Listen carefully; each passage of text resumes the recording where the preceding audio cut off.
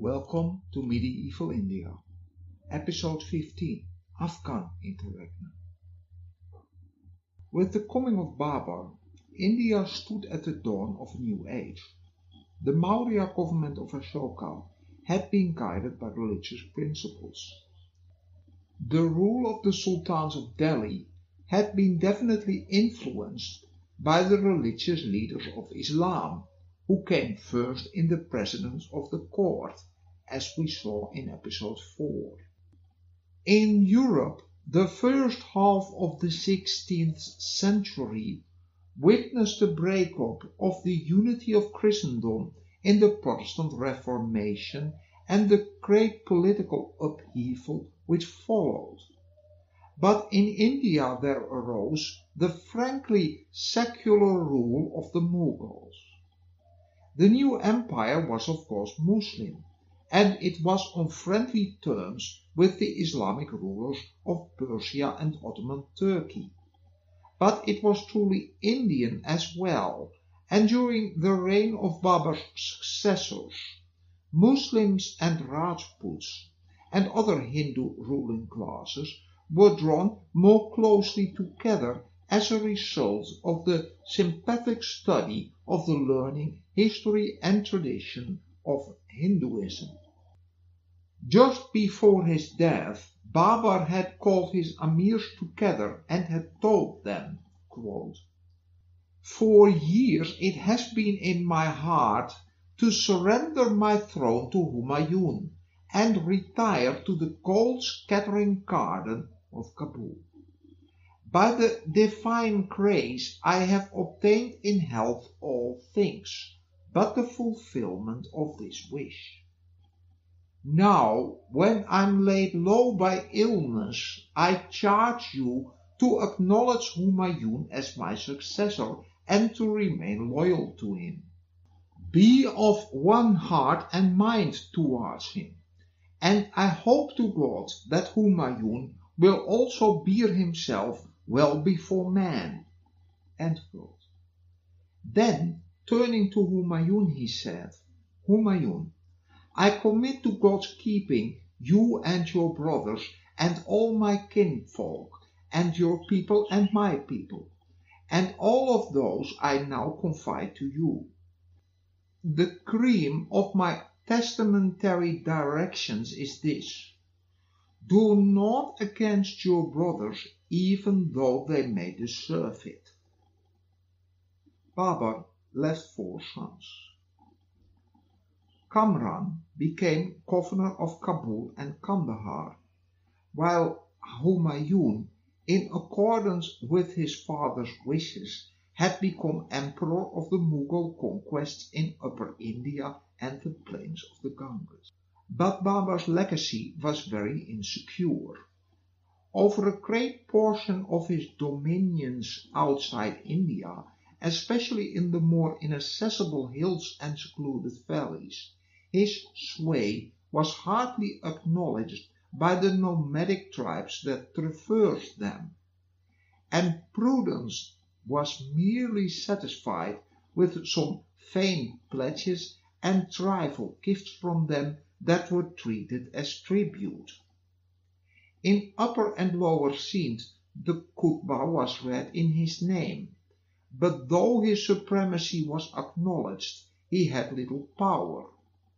To the east of the Indus, all the Punjab, including Multan, and to the south and east of the Sutlej, the rich provinces of Hindustan, laying between the river and Bihar on the one side and the Himalaya mountains and the countries of the Rajputs and of Malwa on the other, were subject to him. But the western boundary was merely a line marked by the fortresses of Bayana, Ranthambore, Gwalior and Chanderi. To the south and towards Bengal, the limits of his authority were ill-defined. Though he possessed the greater part of Bihar, some portions of it, especially the hilly or wooded parts of the country, were still held by the remains of the Afghan rulers or by Hindu chiefs. On the frontier of his empire, the Rajput principalities, the shattered kingdom of Malwa, Bundelkhand and Bengal were independent states, and clearly the most powerful Indian state of the time, Vijayanagar, barely knew of his existence. And there was little uniformity of the different parts of this vast empire too. Each kingdom, each province, each district, and we may almost say each village, was governed in ordinary matters by its own peculiar customs. The higher officers of government exercised not only the civil but the criminal jurisdiction as well, even in capital cases, with no uniform sentencing and under little restraint. Numerous Afghan officers still held powerful fiefs, and these men had not forgotten that the kings of Delhi had been Afghans but a few years before. When a member of the deposed dynasty would appear among them, they would make formidable insurrectionists and adversaries. Thus, even in his inherited dominions, in about an eighth part of all of India, Humayun was not secure from rivals and revolts. Those discontented Afghans gathered in 2 groups. One was the one round Mahmud Lodi, the brother of Ibrahim, whom Babar had driven away but not crushed. He was supported by the old heads of the Afghan nobility, Baban and Bayezid, who, though lately driven into the recesses of the eastern provinces of Bihar, were awaiting the first opportunity to return and reoccupy the kingdom from which they had been expelled. The king of Bengal, who had married a sister of Mahmud Lodi, also supported him. And second, there was the group round Sher Shah Sur, who was the most capable, the most unscrupulous, and the most ambitious man in the whole Afghan party, and who had joined the rebels during the last days of Babar, although Babar had bestowed on him many marks of favor and had given him several parganas or provinces, while he put him in command of the East. But Sher Khan, as a brief and free Afghan, looked down on the Mughals and would do anything in his power to relieve the Afghans from the Chagatai yoke, as emerges from his statement in his uncommonly honest and frank chronicle by Abbas Shirvani. Quote, "If fortune favors me, I can drive these Mughals back out of Hindustan. They are not the Afghans, superiors. We are far superior in war, but we let slip the power that we had by reason of our descent.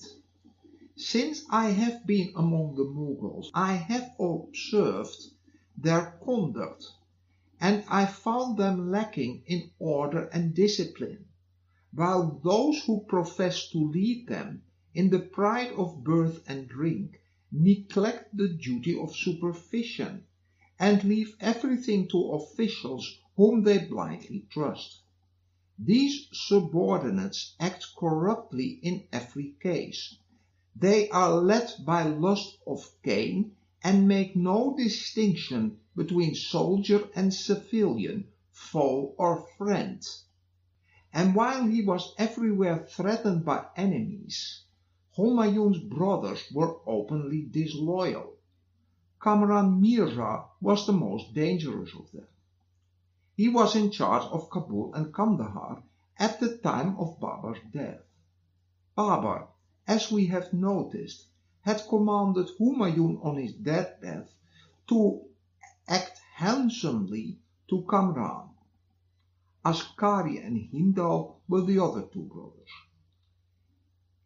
And Mount Stuart Elphinstone, the first British ambassador to Afghanistan and later governor of Bombay, remarked on them in his History of India, quote, "From his having assigned no shares to his younger children, it is probable that Babur did not intend to divide the empire. But Kamran showed no disposition to give way to his brother, and as he was in possession of a strong and warlike country and among the hereditary subjects of his family, he had a great advantage over Humayun, who could not assemble an army without evacuating his new and disaffected provinces.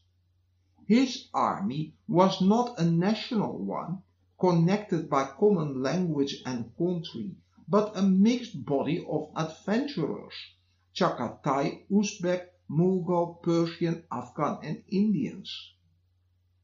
Even the Chagatai chiefs, who had enjoyed most of the emperor's confidence and favor, were not perfectly unanimous. Though attached to the family of Babur as the representatives of that revered prince and of the great Timur-Lenk, no eminent chief or head of a tribe considered the crown itself as beyond the range of his ambition." End quote.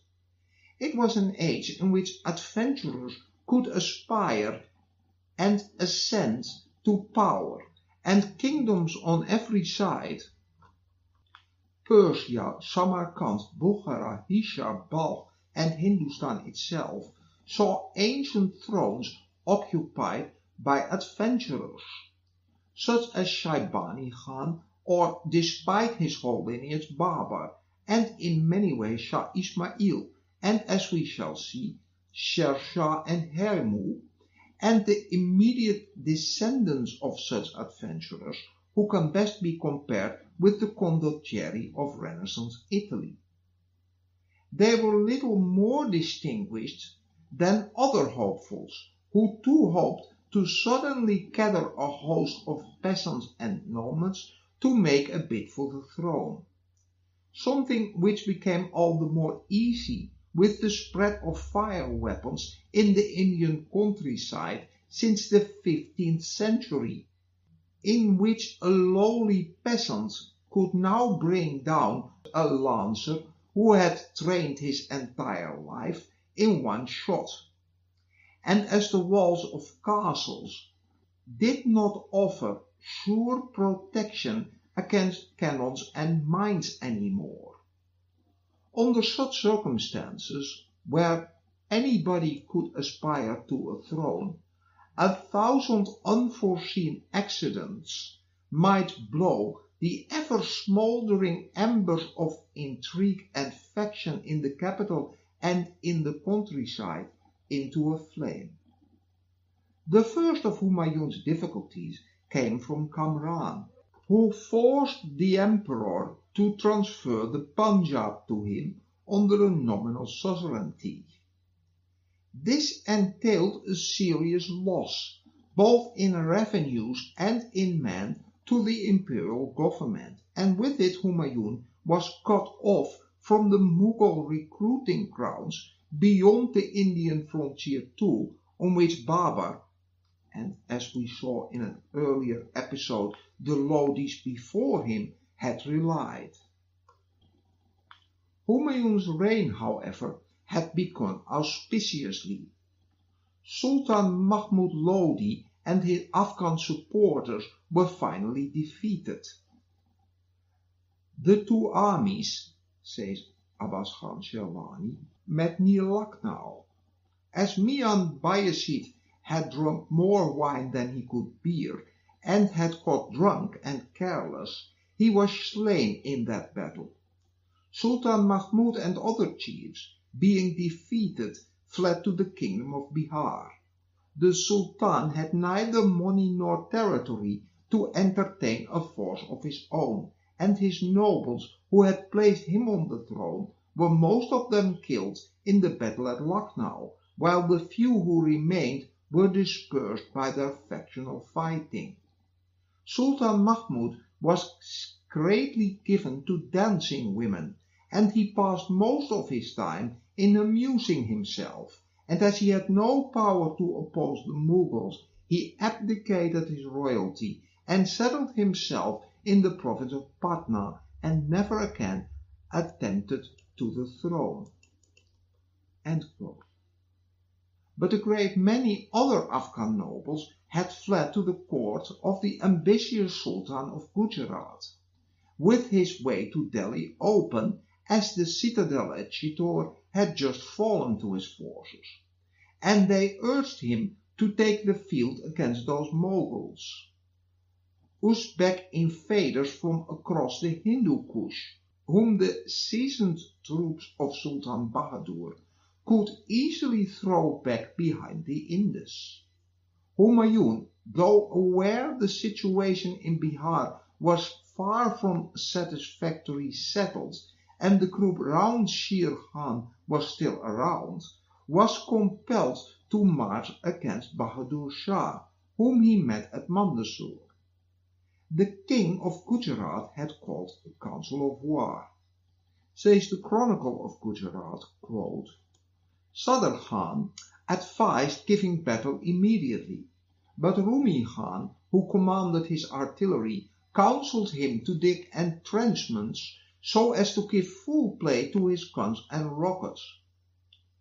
They were very strong in artillery, and except the Emperor of Roum, no other potentate could equal them.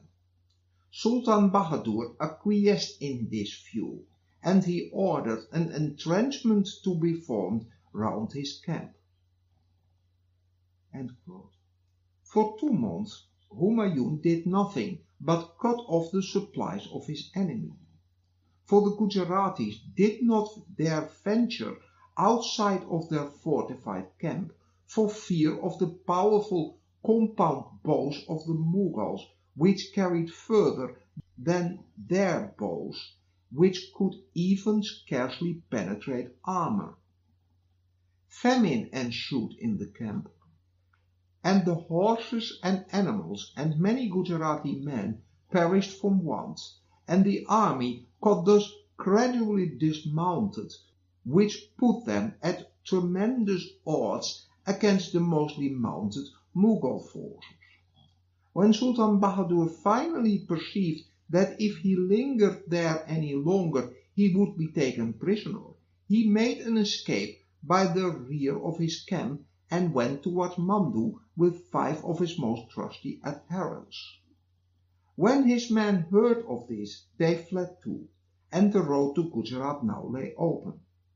Mandu, the capital of Malwa, which the Gujaratis had occupied in 1518, as mentioned in an earlier episode, was occupied by the Mughal forces in the aftermath of this battle, and they now followed Bahadur into Gujarat itself. The great fortress of Champaner that blocked the way was taken by a surprise escalade. Humayun himself with Bayram Khan and 39 picked men scaled the fort at night on its steepest side with the help of steel pikes driven into the scarp of the rock. Gujarat was now in the emperor's hands, and Bahadur fled to Diu. But instead of ensuring the settled government of conquered Gujarat, Humayun was now content to assign its various parts to governors whose loyalty had not been tested, and with dissipating the treasures seized in Champaner, where, being reputed invincible, all the wealth of Gujarat had been laid up.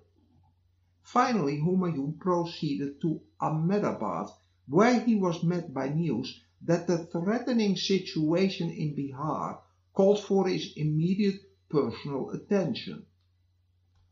On the return of Humayun to his capital, it was observed that he yielded more than ever to the temptation of opium. In modern language, he turned from a recreational user of drugs into a drug addict, and with it he neglected public business, and the governors of the surrounding districts, taking advantage of this state of affairs, only pursued their own aggrandizement. Meanwhile, both Gujarat and Malwa were lost again. Ahmedabad and other places had revolted in favor of Bahadur Shah in 1535, who soon returned from Diu with Portuguese aid and recovered all his lost possessions. As we have seen before, later on Bahadur Shah was invited to a conference by the Portuguese, but there was a brawl between his entourage and that of the viceroy, in the course of which he fell into the sea and drowned in 1537 at the age of 30. But Humayun took no advantage of the death of his intrepid enemy, which put Gujarat into disorder. When Sultan Bahadur was defeated, Humayun had sent away Muhammad Zaman Mirza to Sindh, instead of taking better account of him. That pretender now laid siege to Lahore when, on account of troubles in Kandahar, Kamran had left the Punjab temporarily.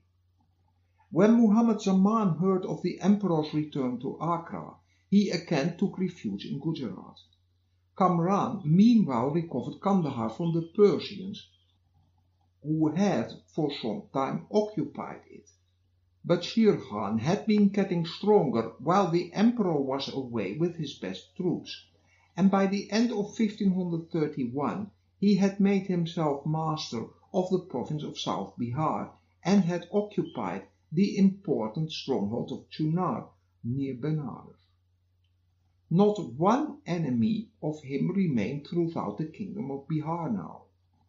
When the emperor came back from Gujarat, the Khan in Henan, Yusuf Kyle, who had followed the Emperor Babar from Kabul to Hindustan, said to him, quote, "It is not wise to neglect Sher Khan, for he is rebelliously inclined and well understands all matters pertaining to government. Moreover, all the Afghans are now collected round him." But Humayun took more than a year to while his time away in his opium, and did little when he had come to Agra. At last, aware of the danger posed by Sher Khan's progress, Humayun finally decided to conduct a campaign against him. Traveling by boat along the Jamuna and the Ganges, in 1537, Humayun reached Chunar, which he besieged. This ancient castle, erected on a steep rock jutting into the Ganges and dominating that river traffic that was the main link between Delhi, Bengal and Bihar, had been built by the ancient Hindu rulers and strengthened by the successive Muslim ones. It had come into Sher Khan's possession through his marriage to a daughter of the governor and was held for him at the time by his son Qutub Khan. As Humayun approached, Qutub Khan withdrew part of his forces to the forest-covered hills in the neighborhood from which he could harass the Mughals. A siege of several months followed, and the fortress was finally only captured by a complicated stratagem, too complicated to explain here. As an isolated military exploit, the capture of Chunar was an impressive achievement, but the time occupied in its reduction was wasted. Sher Khan had meanwhile advanced into Bengal. He was held up for a time at the pass of Teliagari by the forces of Sultan Ghiyazuddin Mahmud of Bengal, but he finally compelled him to retreat to his capital at Gaur. Mahmud had sought help from Humayun, and receiving none, he fled by boat to Hajipur, and the city was taken soon after. Pursued by Sher Khan's troops, Mahmud barely escaped with his life, and he reached Humayun's camp severely wounded. 3 days after taking Chunar, the envoy of Sultan Mahmud had come into the presence of the Emperor Humayun, and he made the following communication to him, quote, "The Afghans have seized the fortress of Gaur, but most of the country is still in my possession. Let not your majesty trust in Sher Khan's promises, but march immediately towards these parts, and before they have established and strengthened themselves, expel them from the country, and altogether suppress this revolt. I will also join you, and they are not powerful enough to oppose the two of us." Says the chronicle further, quote, "As soon as he heard this report of Sultan Mahmud, the emperor ordered his victorious standards to be set in motion towards Bengal. The king then moved forward with his whole army, and in 4 days they, with little difficulty, took possession of Gaur, the capital of Bengal, and drove away all the Afghans. After cleansing and repairing the city, the first act of His Majesty was to divide the province into jagirs among his officers, after which he very unaccountably shut himself up in his harem and abandoned himself to every kind of indulgence and luxury." End quote. As the king had thus for several months once again given himself over to pleasure and indolence, information was at length conveyed to him that Sher Khan had killed 700 Mughals and had laid siege to the fortress at Chunar and had taken the city of Benares. Meanwhile, Humayun's forces were dwindling from sickness and desertion, and, as the chronicler Firishta pointed out, the emperor should have forced a fight with Sher Khan whatever the risk. But he rather allowed his enemy to reconquer the country behind him, and finally, with supplies running out and the rising floods of the rainy season endangering the lines of communication, the Mughal army was obliged to retreat from Gaur. At this juncture, Humayun's younger brother, Mirza Hindal, raised the standard of rebellion at Agra and proclaimed himself emperor, to be crushed immediately by Kamran, who, however, refused to send any reinforcements to the hard-pressed Humayun.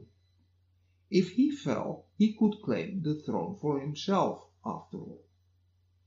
When the Mughal army reached the confluence of the Son and the Ganges, the Afghan forces of Sher Khan were in sight, and the great gun made by Rumi Khan for the siege of Chunar was taken by them in the boat which was conveying it up the river.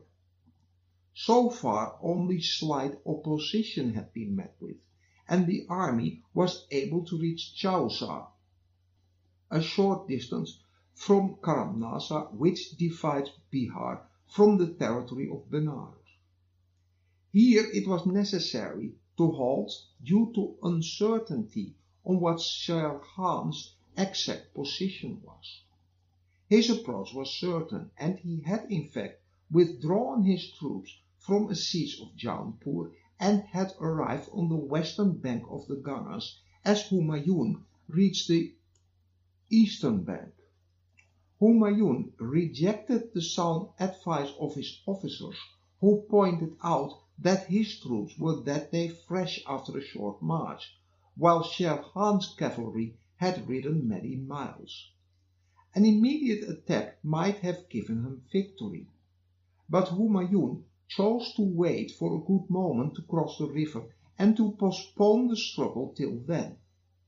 That delay favored Sher Khan, who set about fortifying his camp, knowing that the Mughal army would suffer stiff attrition so far away from its base of operations, and that it was already weakened by its long march and had been demoralized by lack of success.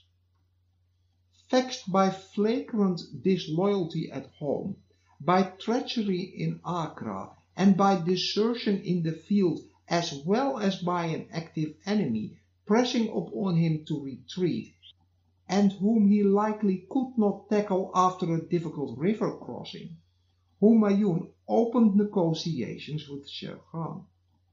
Terms of peace giving Sher Khan Bengal and Bihar on the payment of a nominal tribute had already been signed when the Afghan army that had crossed the river at night in deep secret, in the early morning of 26 June 1539, suddenly attacked Humayun's forces. Overwhelmed by this surprise and unable to deploy with the Ganges to their back, the Mughal troops were cut to pieces. Humayun, with the utmost difficulty, managed to escape to Agra. While he was thus engaged, his four brothers had come together. Humayun, either through a sense of weakness of his own position, or because of genuine fraternal love and respecting his father's wishes, had forgiven at once Kamran's failure to come to his help, and after a formal rebuke Hindal's open rebellion. He still hoped to defeat Sher Khan, and refused to accept Kamran's offer, prompted by ambitious and selfish aims as it was, to lead fresh troops from the Punjab against the enemy. Kamran, who saw his design to become the master of Hindustan himself fall to pieces, wished to return to the Punjab, where his rule was undisputed, and in spite of Humayun's opposition he was able to depart, pleading he needed to recover from a severe sickness, which he attributed to the climate of Agra in summer. But secretly he believed Babar's widow, at the instigation of Humayun, had administered poison to him. In vain did Humayun try to enlist help of his brothers in the face of a common danger, and he raised fresh forces, which were however more of a rebel than an army. Sher Khan had meanwhile proclaimed himself Sher Shah, and had formed an alliance with Gujarat and Malwa to enforce that title. Humayun, abandoned by Kamran, marched with his improvised levies to meet the pretender's army of 50,000 men on 17th May 1540 near Kanauj. Sher Shah came out in 5 divisions of 1,000 men each, writes his chronicle, and in advance of him were 3,000. I estimated the whole as being less than 15,000, but I calculated the Chagatai force at about 40,000, all mounted on Kipchak horses and clad in iron armor. They surged like the waves of the sea. Every emir and vizier in the Chagatai army, whether he be rich or poor, had his own slaves with him. An emir of note with his 100 retainers and followers had 500 slaves and servants, who in the day of battle render no assistance to their master, and have no control over themselves. So in whatsoever place there was conflict, the slaves were entirely ungovernable. When they lost their masters, they were seized by panic and blindly rushed about in terror.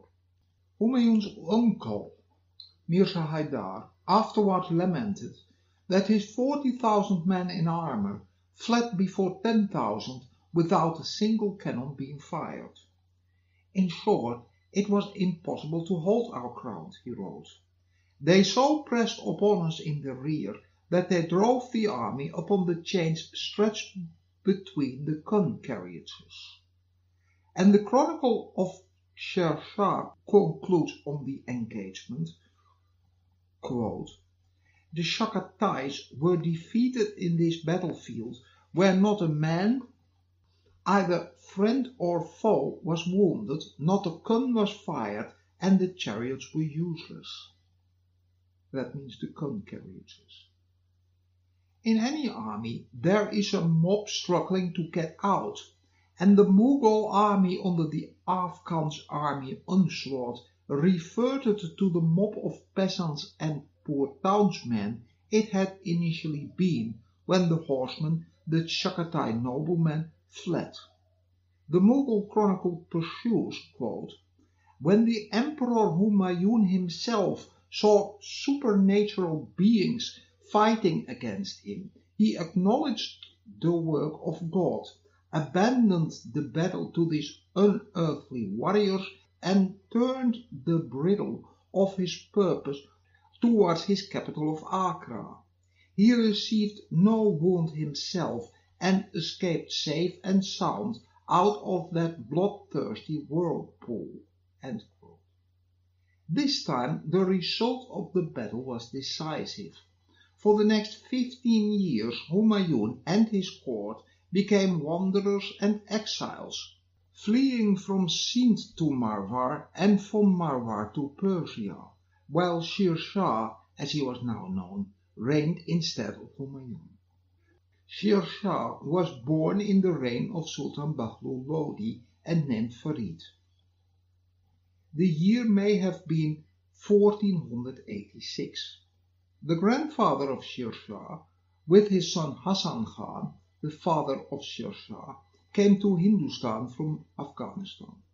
Sikandar Lodi, who had succeeded Bahlul, then took Sher Shah's father as a courtier, and he was much pleased with Hassan Khan's good service. So he gave him as a Jakir the Pargana of Sasaram, near Benares, to maintain 500 horsemen.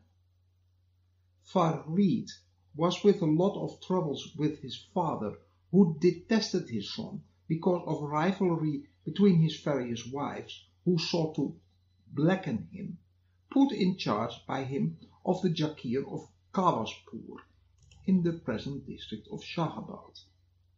Even in his early 20s, the future Sher Shah already evinced the executive abilities and the relentless drive of the great modern executive, say as Steve Jobs or Bill Gates, coupled with a stern sense of justice.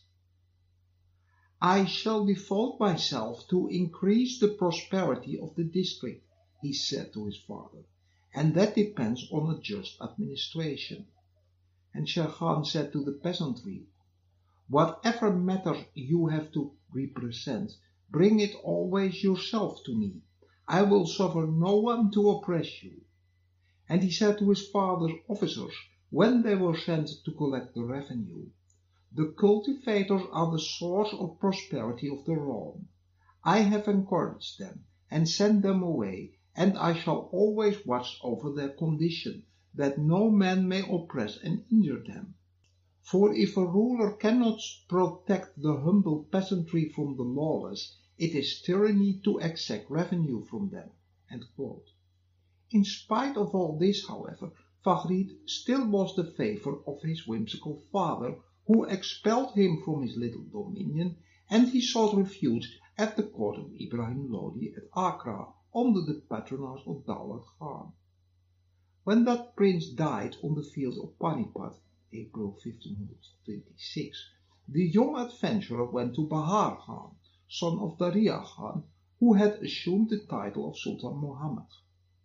Employing himself day and night in his business, Farid gained Bahar Khan's favour. One day he went out hunting with Bahar Khan, and a tiger, a sher, having been seen, Farid slew it. On account of this gallant adventure, Bahar Khan gave him the title Sher Khan, or the Tiger Chief. Sher Khan, after this, with the patronage of Sultan Junaid, the governor of Jaunpur, sought to make career on the Babar at Agra. Being admitted to the court, he remained for some time among the Mughals. Babar, with his keen insight into human character, observed to Khalifa, his vizier, "Keep an eye on that Sher Khan. He is a clever man, and the marks of royalty are visible on his forehead." But as mistrust and jealousy of him was clearly building up among many nobles, he quitted Babar's camp at the earliest opportunity. "I have no longer any confidence in the Mughals, nor they in me," he declared. "I must go to Sultan Muhammad Khan, the Lodi pretender to the throne."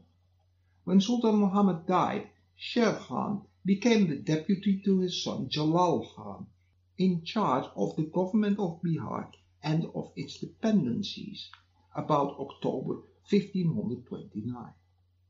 When the victorious army of the Mughals reached Chunar, Jalal Khan, son of Sher Khan, and several other nobles were within the fortress, and it was besieged for 4 months. When Sher Khan saw that the fort might fall today or tomorrow, he made his submission and sent his own son, Qutb Khan, to the presence of Humayun and sued for peace. With Humayun distracted by the siege of Chunar, says the chronicle, Sher Khan took advantage of this opportunity and did not leave one enemy of his remaining throughout the kingdom of Bihar. He also began to patronize all the Afghans. Many of them had assumed the garb of religious mendicants on account of their misfortunes, but he relieved them and enlisted them as soldiers, and some who refused to enlist and preferred a life of begging he put to death and declared he would kill every Afghan who refused to be a soldier. He was also very careful of his Afghans in action, that their lives might not be uselessly sacrificed. When the Afghans heard that Sher Khan was eagerly desirous of patronizing them, they entered into his service from all directions. Having collected a very large force, and having made every preparation, and having gained the goodwill of his army, he placed the country of Bihar to his rear and proceeded against the king of Bengal, whom he defeated at the Battle of Surajgarh in 1534. "I have often experienced," said Sher Khan, "that the Afghans are braver in battle than the Mughals, who only got the country from the dissensions of the Afghans. If my brothers advise so, I will break off the peace and will try my fortune." Events, as we saw, stood by Sher Khan's fortune. Chaussa and Bilgram gave the empire of Humayun to his Afghan rival. Babar's wise sentence had become true: the world is his who exerts himself. From 1540 till 1545, Sher Shah ruled the empire. After the decisive defeat of the imperial army and the pursuit of Humayun towards the Indus, Sher Shah secured the submission of the Punjab. Next he strengthened his hold on Bengal by reorganizing the fiefs there and by the judicious appointment of Qadi Fazilat as governor in the place of Kisar Khan, who had made an unsuccessful attempt to assert his independence. Sher Shah then decided to subdue the Rajput chiefs, and he invaded Malwa in 1542 with so great an army, says his chronicler, quote, that the best calculators, in spite of all reflections and thoughts and calculations, were at a loss to number and reckon them, and they often ascended the tops of eminences that the length and breadth of the army might appear to them, but so exceeding was its magnitude that its whole length and breadth were never visible together, and we asked old men of great age whether they had ever seen or heard of so great an army, but they replied they had not. The Rajput War was a hard-fought struggle in which Sher Shah met with only partial success, while he disgraced his arms by the treacherous massacre of the garrison at Raicin. In the end, however, that castle and the great stronghold of Chittor surrendered, and Sher Shah now laid siege to Kalanjar. Says the chronicle, the Raja of Kalanjar, Kirat Singh, did not come out to meet him. So he, Sher Shah, ordered the fort to be infested, and he threw up mounds against it, and in a short time the mounds rose so high that they overtopped the fort. The men who were in the streets and houses were exposed, and the Afghans shot them with their arrows and their muskets from off the mounds. The cause of this tedious mode of capturing the fort was this. Among the women of Raja Kirat Singh was a Patar slave girl, it is a dancing girl. The king had heard exceeding praise of her, and he considered how to get possession of her, for he feared lest if he stormed the fort, the Raja Kirat Singh would certainly make it Jauhar, and they would burn the girl. But in the course of that siege, Sher Shah was fatally wounded by an explosion of a powder magazine, and he died on the 22nd of May 1545. Sher Shah was more than just a successful soldier. He was a statesman too, who introduced important reforms. Exclusive of Bengal, the realm was divided under him into 47 administrative units of manageable size, or parganas. Sher Shah regarded the interests of the rulers and the peasants as identical. To quote his favorite writer, Saksadi, the people are as the root and the king is as the tree, and the tree gains strength from the root. He should not oppress the people who has fear of injury to his kingdom. And Sher Shah's motto was, quote, if a little favor is shown to the peasants, the ruler benefits by it. Thus his general instruction to the revenue officers was, be lenient at the time of assessment, but show no mercy at the time of collection.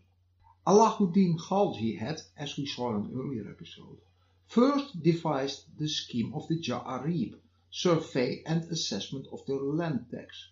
He demanded half the produce of the land without any way of abating the assessment. But the license of the Muslim soldiery and the illegal exactions of the Hindu village chiefs were still the bane of the peasants. The fief holders, the jagirdars, and the soldier lords wielded virtually absolute authority over their tenants. Under Sher Shah, cultivated lands were surveyed under a uniform system of measurements. He ordered the use of the Ghast-i-Sikandari, 32 digits, as standard measurement. The land was measured by rope, for which later on Akbar substituted the bamboo into bighas.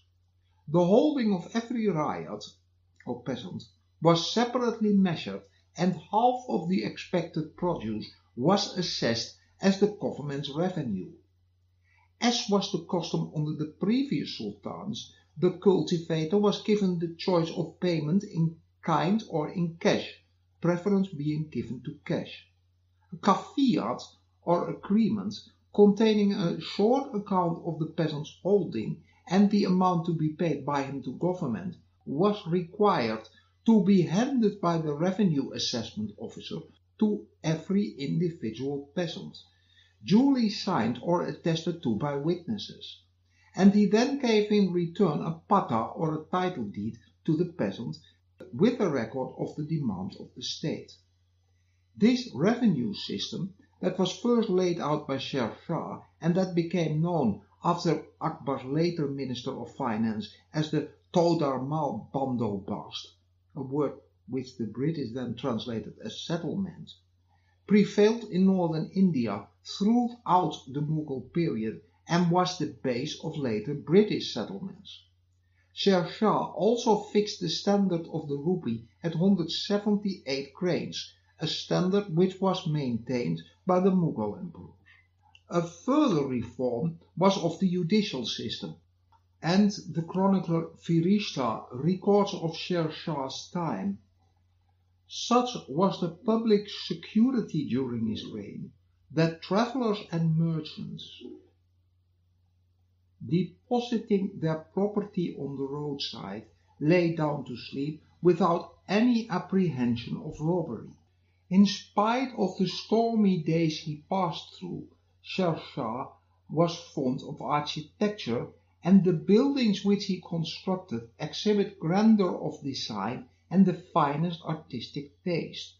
His own mausoleum at Sasaram is one of the most beautiful structures built in India during the medieval period.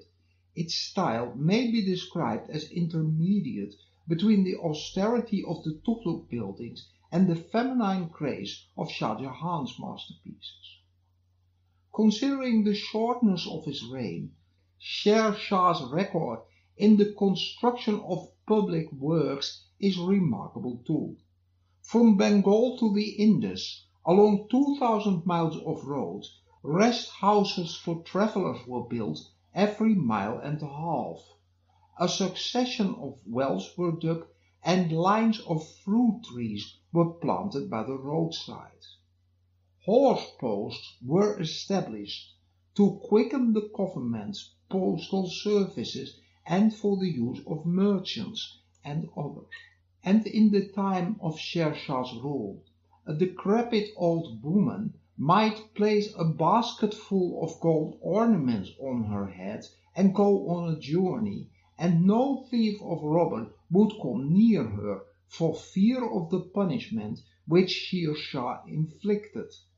Such a shadow did he spread over the world, ends his chronicle, that a decrepit Persian feared not a Rustam, legendary Persian hero.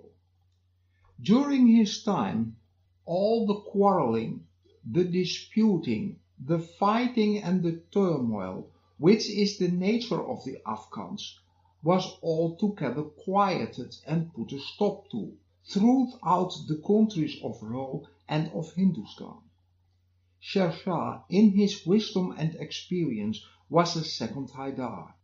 In a very short period, he gained the dominions of the country and provided for the safety of the highways, the administration of the government, and the happiness of the soldiery and the people. Sher Shah was succeeded by his second son, Islam Salim Shah, as second king of the short-lived Sur dynasty. He was a weak and unworthy successor. He died in 1554 and was succeeded by his young son Firuz in turn, who was assassinated after a reign of 3 days. His murderer Mubarak Khan, who was his cousin and uncle by marriage, then seized the throne, assuming the title of Muhammad Adil Shah.